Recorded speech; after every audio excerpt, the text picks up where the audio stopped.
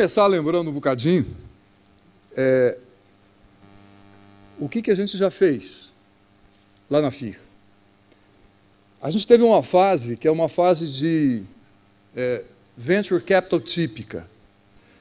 Aquela coisa do sonho de imaginar que a gente era capaz de replicar no Brasil o que essas coisas que apareceram aí nos filmes que o Tiago mostrou aconteceram lá fora.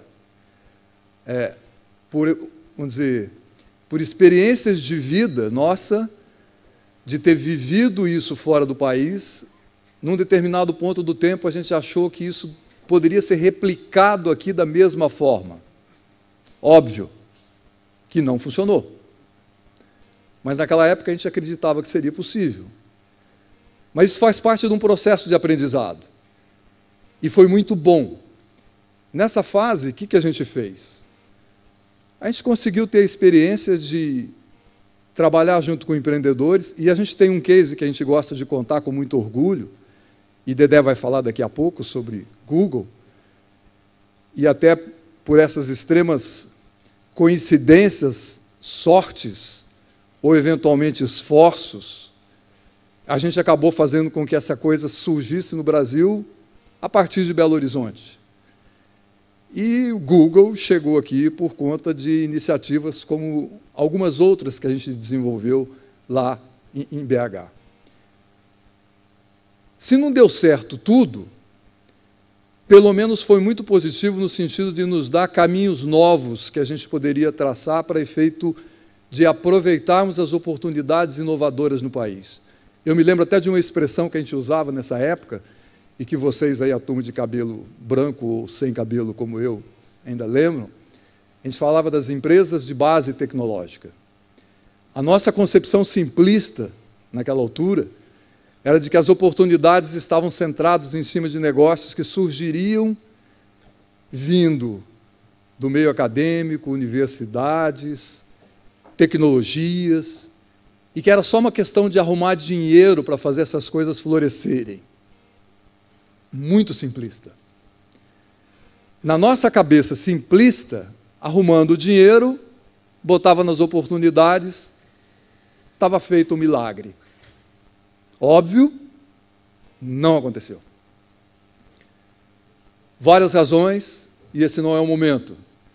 Mas algumas lições importantes.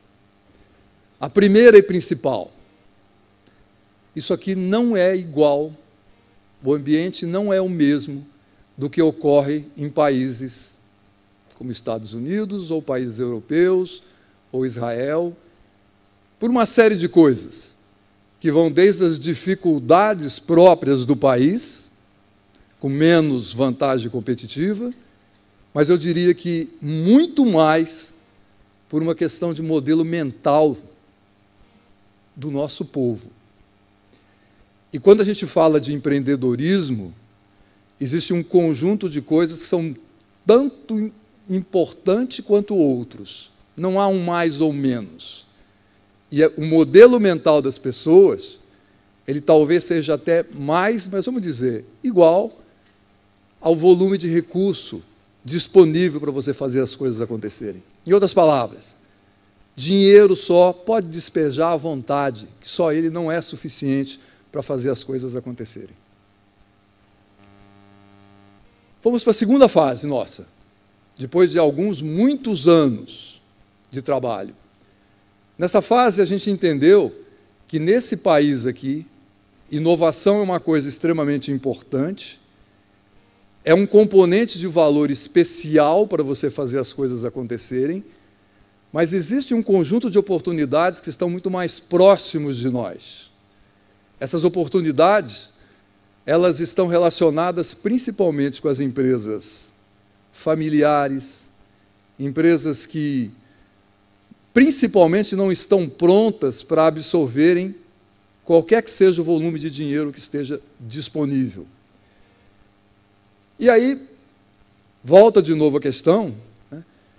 O fator de sucesso é você encontrar as pessoas que têm um modelo mental, um mindset adequado para terem sócios, para que estejam prontas para ter uma empresa que possa ser compartilhada com outros, E aí a questão do dinheiro, de novo, ela é importante, mas não é fundamental.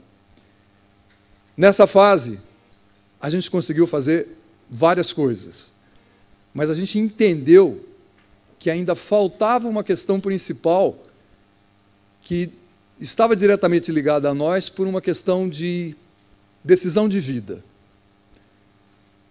Nós tínhamos, e aí eu nomino agora uma pessoa que acabou não estando aqui hoje por uma questão de saúde, mas tem que ser lembrada, que é Guilherme. Nós tínhamos uma visão de que, primeiro, a gente queria estar em Belo Horizonte. Decisão de vida. A gente queria fazer negócios a partir de Belo Horizonte. Mas a gente tinha uma questão fundamental, que a gente competia com a turma grande muito próxima do capital. Na nossa linguagem mineira, a turma da Faria Lima. O que a gente precisava fazer? A gente precisava adquirir uma vantagem competitiva que a turma da Faria Lima não teria, na nossa visão. A questão era, eles conseguem avaliar e julgar oportunidades de negócio relacionados com esses fatores de inovação que a gente enxerga? E na nossa visão simplista, esses caras não conseguem. Então, vamos parar de brigar para ter muito dinheiro e vamos desenvolver a nossa capacidade criativa de encontrar e desenvolver oportunidades de negócio que tenham valor, principalmente no caráter inovador. E aí um pequeno parênteses. A gente viu nesses últimos anos uma grande evolução desses negócios que a turma chama de absolutamente inovadores, mas que, na nossa visão, continuam sendo negócios de replicação de tecnologias desenvolvidas e criadas do lado de fora do país. Todos bons negócios. Mas, por uma questão de opção, a gente olhou e falou assim, esse não é o nosso mundo. O nosso mundo é aquele em que a gente vai trabalhar nas tecnologias que não são replicadas do que existe lá fora, mas que são desenvolvidas a partir daqui. E para a gente serviu muito a experiência de Guilherme e a turma trabalhando em cima de insulina e no desenvolvimento das tecnologias para cura de diabetes. A gente falou, é possível fazer coisas que as pessoas não acreditam aqui nesse país, apesar de tudo, e vamos continuar insistindo. Daí, nós fomos para o terceiro passo, a necessidade da gente ter ajuda de instituições, empresas e pessoas que tenham a capacidade de enxergar a tecnologia de uma forma diferente. E essa visão não está dentro do nosso espírito e a nossa cultura de pessoas que estão muito mais próximas do capital do que da tecnologia. Aí apareceu a ideia. Vamos olhar para um mundo em que o que a gente vê é um mundo de oportunidades muito extenso, mas que a gente quer desenvolver um modelo onde a gente tenha capacidade de arquitetar os negócios e assumir um papel de criadores de valor. Nós queremos conectar esses empreendedores com esse mundo do capital. Não há necessidade da gente ter o capital, da gente dispor do capital, mas a gente quer conectar com esse mundo. E a gente quer promover a transferência de tecnologia através de uma rede global que a gente entende que a gente tem acesso. E mais do que isso, a gente quer criar um modelo colaborativo para que a gente possa estar gerando oportunidades e a gente possa fazer a diferença em relação ao pessoal que tem acesso ao volume de capital maior. Esse é o modelo que a gente imaginou. E para esse modelo, em que a gente acessa as empresas, fazendo a conexão com esse conjunto de pontos ao redor, a gente criou duas entidades que têm formatação jurídica diferente, mas, sob o ponto de vista de organização, elas têm o mesmo papel, o mesmo valor. Uma voltada para a questão de nanotecnologia e uma voltada para a questão de biotecnologia. A Biominas e o CECEM Brasil. Qual que era a ideia, ou qual que é a ideia do CECEM Brasil? Nós precisávamos encontrar um parceiro que nos ajudasse a fazer coisas que a gente tinha na cabeça, mas que a gente não tinha a menor ideia de como fazer. E encontramos os nossos amigos suíços presentes aqui hoje, nossos parceiros e sócios. A ideia que a gente viu que eles desenvolveram e trabalharam ao longo do tempo, e nesses anos, foi de criar uma entidade que pudesse não só promover o desenvolvimento tecnológico, mas que pudesse fazer com que fosse possível, num determinado ponto do tempo, o projeto tecnológico se transformar numa oportunidade de negócio através de um spin-off. A grande diferença que tem, e obviamente é uma diferença fundamentada em cima da estrutura de país, é que lá é uma sociedade anônima de capital, cujos acionistas são as principais entidades relacionadas com inovação no país. Jorge vai falar um pouco mais sobre isso. Nós não conseguimos replicar exatamente o mesmo modelo, mas a gente conseguiu replicar o mesmo conceito. E nesse conceito, juntando as forças do CSN e da FIR, a gente conseguiu estabelecer o CECEM Brasil, que é uma instituição que, na verdade, tem como objetivo fazer a ponte entre a pesquisa básica e o mercado.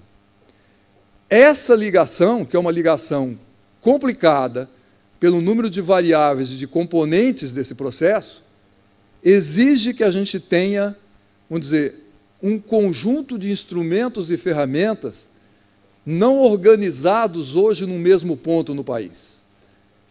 O que nós fizemos foi criar esse conceito de que colaboração e cooperação é alguma coisa essencial nesse modelo de inovação. Um grande pecado que a gente sempre enxergou nessas entidades, que se dizem inovadoras no Brasil, é que a maioria delas quer começar a coisa a partir do começo. A gente gosta muito de começar do meio para frente, aproveitando o que já foi feito, aproveitando o que já foi investido, aproveitando as inteligências e os conhecimentos já espalhados e já maduros em algum ponto. O nosso, vamos dizer, sócio, parceiro e os nossos amigos suíços nos deram uma lição de como organizar uma estrutura que pudesse fazer com que o compartilhamento de conhecimento do país e de infraestrutura facilitasse em muito o processo de inovação. A gente caminha, ou a gente gostaria de caminhar, nessa direção do país.